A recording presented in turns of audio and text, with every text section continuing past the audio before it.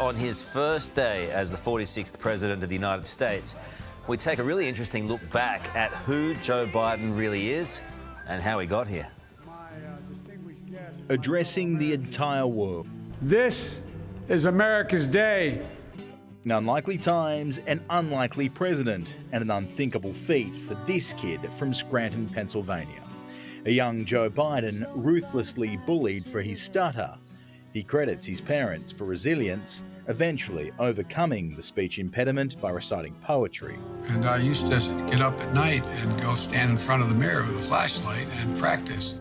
A football-loving Biden studied history and political science at the University of Delaware, graduating in 1965 before heading to law school. He married his first wife, Neela, in '66 and had 3 children, Bo, Hunter and Amy.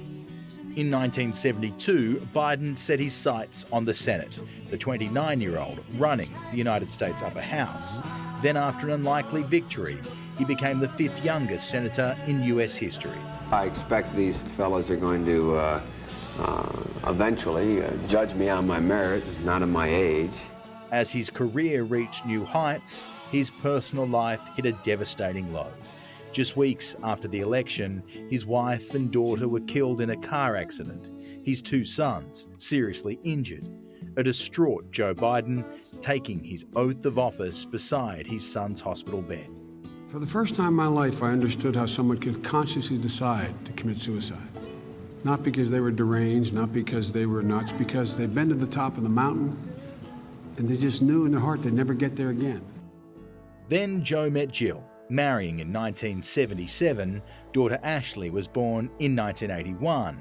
I hate to hear an administration and a Secretary of State refusing to act on a morally abhorrent point. After 14 years in the Senate, Joe Biden's eyes were on the Oval Office. This country needs a leader, and leaders change attitudes about people. His 1988 campaign short-lived, dropping out after being accused of plagiarising a speech by the British Labour leader. I'm angry with myself for having been put myself in the position of having to make this choice.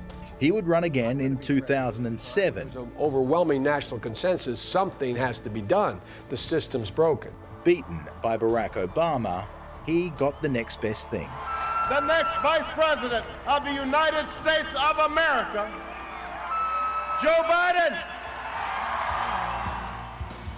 Bo Biden, that boy in the hospital bed decades earlier, was now Delaware Attorney General, officially nominating his father for his 2nd term as Vice President. It's my great honor to place into nomination for the office of Vice President of the United States, my father, my hero, Joe Biden.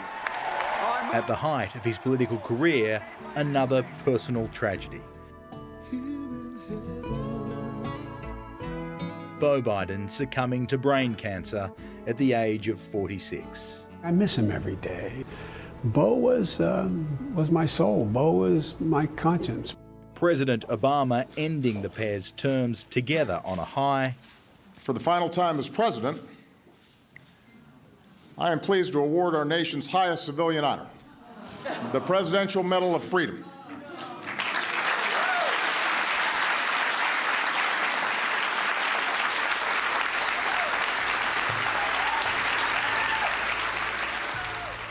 They say the 3rd time's the charm.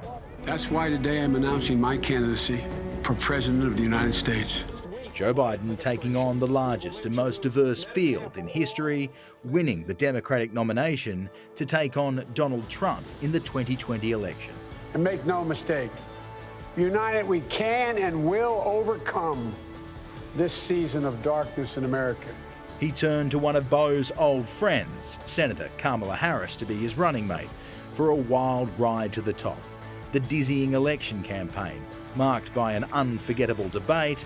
Will you shut up, man? Listen, who is on your list, Joe? Keep yapping, man. A COVID diagnosis. It's been a very interesting journey. I learned a lot about COVID. I learned it by really going to school. This is the real school.